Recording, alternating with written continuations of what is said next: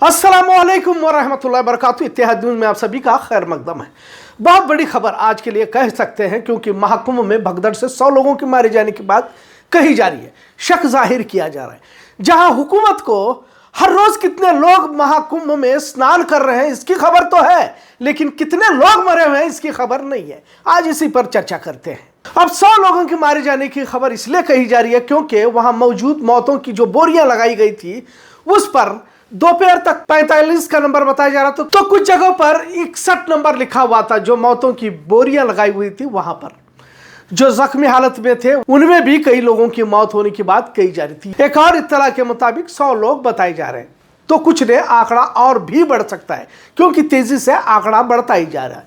जिस तरह कुंभ मेले का एहतमाम किया गया और इसकी इश्तिहारबाजी की गई, उससे यही लगता है कि यह आस्था या अकीदत का नहीं बल्कि भाजपा या योगी हुकूमत का सियासी मेला कहा जाए तो गलत ना होगा। जिस कदर बद इंतजामिया का मुजाहरा यहाँ किया गया है, इससे लोगों में काफी नाराजगी देखी जा रही है। अब तक करोड़ों लोगों ने यहाँ डुबकी लगाई है, जिसे शाही स्नान भी कहा जाता है। यहाँ जो अहम मुश्किलात अवाम को दरपेश आ रहे हैं वो है शाही स्नान के दौरान वीवीआईपी लोगों के लिए सड़कें बंद कर देना और आम आवाम को रोके रखना, जिसके बाद एक भीड़ उमड़ जाती है। इससे हादसों का दौर देखने को मिलता है। इस तरह की बात देखी जा रही है। आज एक और बात बेलगाम वालों के लिए भी आज का दिन गमजदा खबर के साथ रहा कि इसी भगदड़ में बेलगाम शहर के 4 लोग इसमें मारे गए, इनकी मौत हो गई।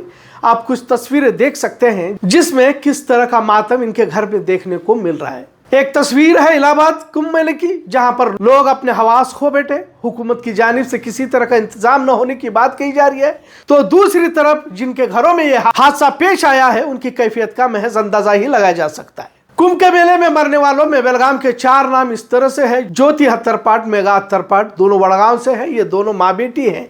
इसी तरह से शिवाजी नगर से महादेवी हनुमंत बहुनूर और शेट्टीगली से कंचन खोरपड़े। अब इनके घरों में मातम देखने को मिल रहा है। आप स्क्रीन पर कुछ वीडियोस देख सकते हैं। बेलगाम नॉर्थ के एमएलए जनाब आसिफ राजू सेठ उनकी आयादत के लिए उनके घर पहुंचे और उन्हें हौसला देने की कोशिश की। अब इसे हादसा कहा जाए या हुकूमत की गलतियों का खामियाजा अवाम को जो अकीदत आस्था से वहां जाते हैं ताकि किसी तरह से पुण्य हासिल कर पाए, लेकिन योगी हुकूमत की नाकामी की चर्चा अब चारों तरफ हो रही है क्योंकि मौतों के आंकड़े अब तक बताने में उन्हें शर्म आ रही है।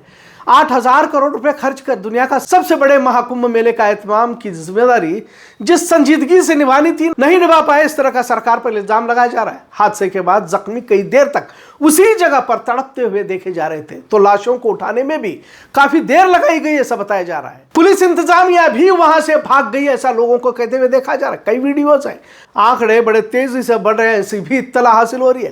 खैर, इन सब के बीच जिम्मेदारी किसकी, इस पर भी बहस जारी है। हर चीज के लिए रुपए देने पड़ते हैं, लोगों को खुले आसमान के नीचे रुकना पड़ रहा है, जबकि सख्त सर्दी का मौसम है। सफाई का ख्याल न होने की वजह से बीमारियां बढ़ रही हैं, जिसके नतीजे में अस्पताल भी नाकामी होते दिखाई दे रहे हैं। आखिर किस बात पर योगी हुकूमत कामयाबी का सर अपने सर बांधने की जल्दबाजी में है, समझ से बाहर है। शाही स्नान के लिए अमीर लोगों के काफिले रोजाना बढ़ रहे हैं। भगदड़ उस वक्त मची जब लोग संगम तट पर मौनी अमावस्या के स्नान के लिए इंतजार कर रहे थे। यह हादसा क्यों हुआ, इस पर अब तक योगी हुकूमत ने किसी तरह का बयान नहीं दिया। हादसे के बाद तदाबीर अख्तियार करने की कोशिश हुकूमत कर रही है, जबकि एहतियात पहले ही करते तो शायद लोगों के मारे जाने की वारदात पेश न आती। अब तमाम रास्तों को बंद कर दिया गया है, तमाम एंट्री पॉइंट्स को बंद किया गया है, तमाम व्हीकल पासिस को रद्द कर दिया गया है। भदोई, चित्रकूट, कौशाम्बी, फतेहपुर, प्रतापगढ़, जौनपुर, मिर्जापुर बॉर्डर को पूरी तरह से बंद कर दिया गया है। अब भी 9 करोड़ लोग मेले में होने की बात कही जा रही है। कुल मिलाकर सरकार की नाकामी की कीमत अब क्या आवाम को चुकानी पड़ेगी, ऐसा सवाल भी पूछा जा रहा है। अब तक 61 लाशों को हॉस्पिटल से बाहर पोस्टमार्टम के लिए भेजा जा चुका है कि बात एक रिपोर्टर को कहते हुए देखा जा रहा है। इस महाकुंभ को पहले से ही तारीखी कहा जा रहा था क्योंकि 144 साल के बाद होने की बात कही जा रही थी। इसे देखते हुए तमाम तरह की बुनियादी सहूलतें और इंतजाम को मुकम्मल करने का दावा योगी हुकूमत की जानिब से बार बार किया जा रहा था। अब जब यह महाकुंभ काफी अरसे से इलाहाबाद में मनाया जा रहा है, पर पूरे मुल्क में मजहबी ध्रुवीकरण का माहौल भी बना हुआ है, तो इस महाकुंभ के जरिए भी योगी हुकूमत ने हिंदू मुस्लिम का अखाड़ा बनाने की कोशिश की और मुसलमानों को किसी तरह की एंट्री न देने की खबरें चलाई गई। पहले मुसलसल यहाँ पर ठेले लगाए जाते थे, पर इस बार बढ़ता नफरती माहौल देखकर मुसलमानों ने कुंभ मेले से दूरियां इख्तियार कर ली। फिर गोदी मीडिया के जरिए झूठी खबरें भी फैलाई गई। मुसलमान साधु के लिबास में वहां घुसे हुए हैं, पर हकीकत कुछ और ही निकल कर सामने आई।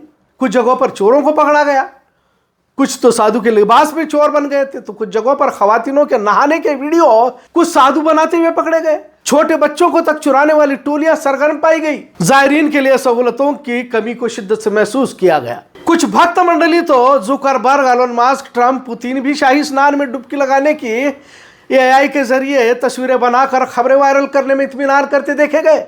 खैर, बात भगदड़ की है तो कुंभ मेले में भगदड़ की भी पुरानी तारीख रही है। कुंभ मेले में हादसों का इतिहास पुराना है। 1954 में जब आजादी के बाद इलाहाबाद में आजाद भारत का पहला कुंभ का एहतमाम हुआ तो लाखों लोग उमड़ पड़े।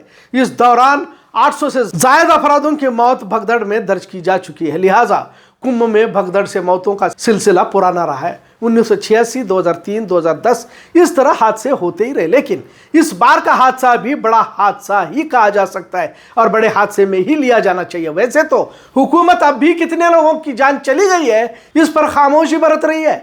मीडिया वालों को भी वहां जाने से मना किया गया है। इसके बावजूद सोशल मीडिया से खबरें आ रही हैं, इसमें 63 लोगों की मौत बताई जा रही है। पर मौतों के आंकड़ों को छिपाने की पुरानी आदत हुकूमतों को है, लिहाजा पोस्टमार्टम के बाद लाशों को घर वालों के हवाले करने का सिलसिला जारी है। लेकिन योगी और मोदी दोनों भी इस तरह बोल रहे हैं जैसे यहाँ कुछ हुआ ही नहीं, जबकि मौतों के आंकड़े बढ़ने की खबरें मुसलसल आ रही है। 100 के करीब लोग मरने का शक जाहिर किया जा रहा है, लेकिन आप योगी का बयान सुनिए, कुछ हुआ ही नहीं बल्कि कुछ लोग जख्मी हुए हैं। किसी तरह का जानी नुकसान नहीं हुआ है कि कहानी झूठी और किराए के न्यूज वालों के जरिए सुनाई जा रही है। अगर कोई क्रेडिट लेने वाली बात हो तो योगी महाराज सामने आएंगे। मोदी को जीत का सहरा बनाया जाता है।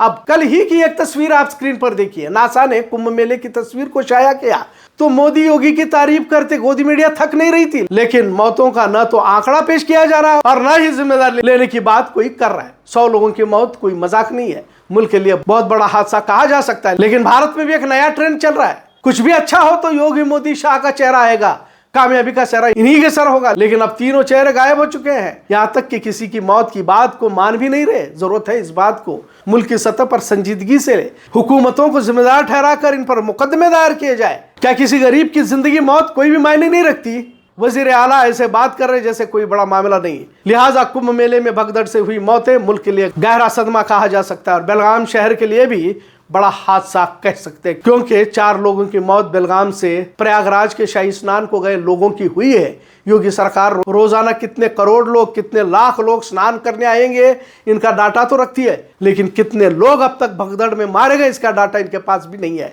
और पुलिस के पास भी नहीं है। लिहाजा हुकूमत ही को जिम्मेदार ठहराकर योगी मोदी शाह पर कार्रवाई करे का मुतालबा किया जा रहा है, इतना जरूर। आज का मौजूद कैसा लगा इस पर जरूर कमेंट करें। इत्तेहाद देखने के लिए शुक्रिया। अल्लाह हाफिज। ಈಗ ನಾವು ಡಿ.ಸಿ ಸಾಹೇಬ್ ಜೊತೆ ಮಾತಾಡಿದ್ದೇನೆ. ಒಂದು ಸ್ಪೆಷಲ್ ಡಿ.ಸಿ ಹರ್ಷಲ್ ಸಾಹೇಬ್ರು ಅವ್ರಿಗೆ ಮತ್ತೊಂದು ಸೀನಿಯರ್ ಪೊಲೀಸ್ ಆಫೀಸರ್ಗೆ ಅಲ್ಲಿ ಕಳಿಸ್ಕೊಡ್ತಾ ಇದ್ದೇವೆ ಪ್ರಯಾಗರಾಜ್ಗೆ. ಅದು ಬಾಡಿ ಅಲ್ಲಿಂದ ತಗೊಂಡು ಬರ್ಲಿಕ್ಕೆ ಅವ್ರು ಮಾಡ್ಕೊಡ್ತಾರೆ, ಅದು ಮಾಡ್ಕೊಡ್ತೇವೆ ಅವತ್ತು. ಮತ್ತೆ ಮುಂದೆ ಏನಿದೆ ನಾವು ಫಾಲೋ ಅಪ್ ಮಾಡ್ತಿಲ್ಲ. ಇಲ್ಲಿಂದ ಒಂದು ಶಿವಾಜಿನಗರ್ ಮತ್ತು ಇಲ್ಲಿಂದ ಒಂದು 2 ಡೆತ್ ಆಗಿದೆ. ಡಿ.ಸಿ ಸಾಹೇಬ್ ಜೊತೆ ನಾ ಮಾತಾಡಿದ್ದೇನೆ. ಡಿ.ಸಿ ಸಾಹೇಬರು ಒಂದು ಸ್ಪೆಷಲ್ ಡಿ.ಸಿ ಹರ್ಷಲ್ ಸಾಹೇಬ್ರಿಗೆ ಮತ್ತು ಇದೇ ಒಂದು ಸೀನಿಯರ್ ಪೊಲೀಸ್ ಆಫೀಸರ್ಗೆ ಅಲ್ಲೇ ಕಳಿಸ್ಕೊಡಾಕತ್ತಾರು ಪ್ರಯಾಗರಾಜ್ಗೆ.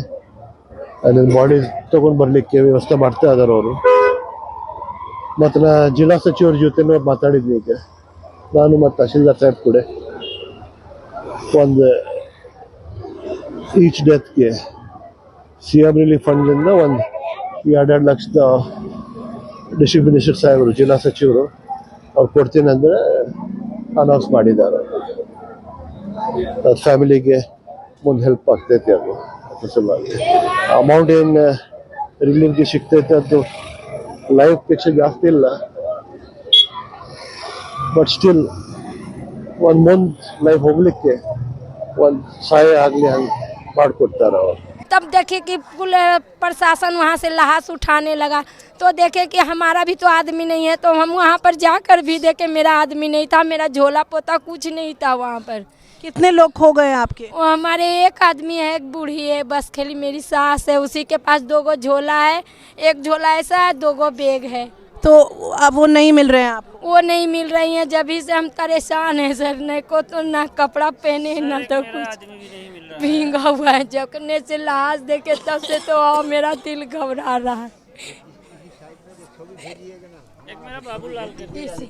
ये भी नहीं बता रहे किस अस्पताल में किस जगह जो घायल हुए हैं वो कहाँ गए, जिसकी बॉडी कहाँ गई वो भी तो दे दे पब्लिक को, भी जाके अपना देख लेंगे। कुछ सही से बोल ही नहीं रहे हैं, बस मोबाइल पे डाल दे रहे हैं, पता लगेगा फोन कर देंगे, नंबर ले रहे हैं, जिसके पास जो यही कर रहे हैं बार बार। कम से कम पता तो बता दो हाँ कहाँ गए हैं मेरे मरीज, हम जाके उसमें देख लेंगे मेरी है कि नहीं है उसमें, लेकिन ऐसा कुछ कर ही नहीं रहे हैं। प्रशासन कुछ भी नहीं किया, इतना टाइम से सीआरपी को बुलाया, पुलिस को बुलाया, कोई भी नहीं आया, कोई भी नहीं आया।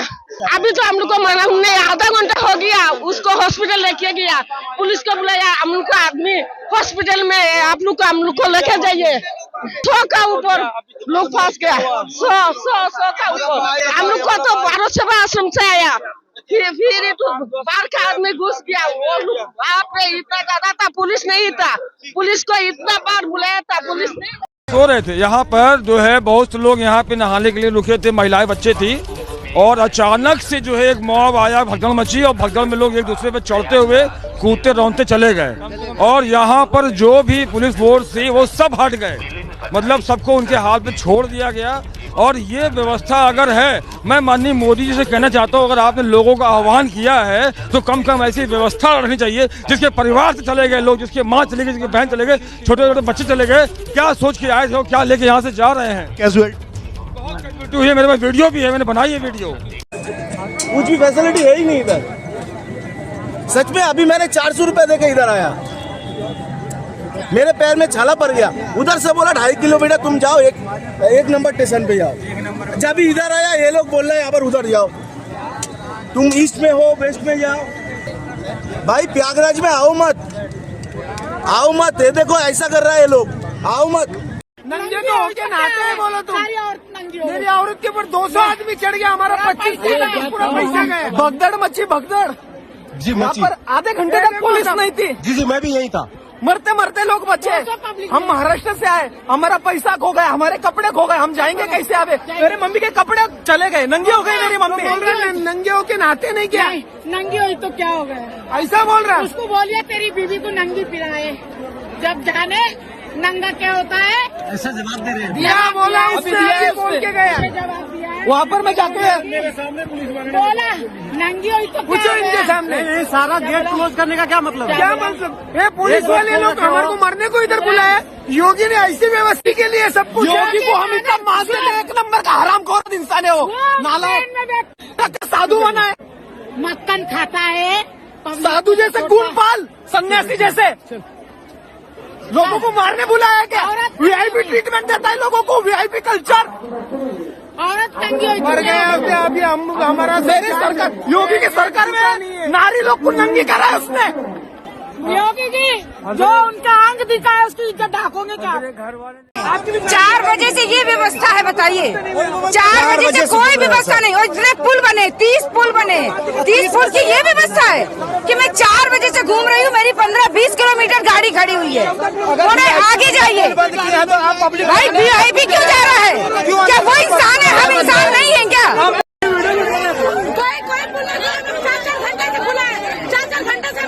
कोई पुल नहीं खुला है, और आप मीडिया को भी चूतिया बना रहे हो और दूसरी बात क्या कहते हैं, आप जनता के लिए क्या वीआईपी के लिए बने हो आप जनता बनकर वीआईपी आपको आपके लिए ज्यादा महत्वपूर्ण लगता है। में से एक पुल ओपन किया गया 13 नंबर से आने के लिए, जाने के लिए वो भी नहीं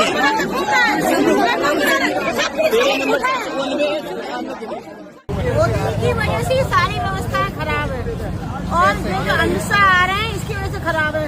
इतना लोग परेशान है, कुंभ के नाम पर एडवर्टाइजमेंट मोदी का, और इतना खराब व्यवस्था है, कोई ना आए कुंभ नहाने।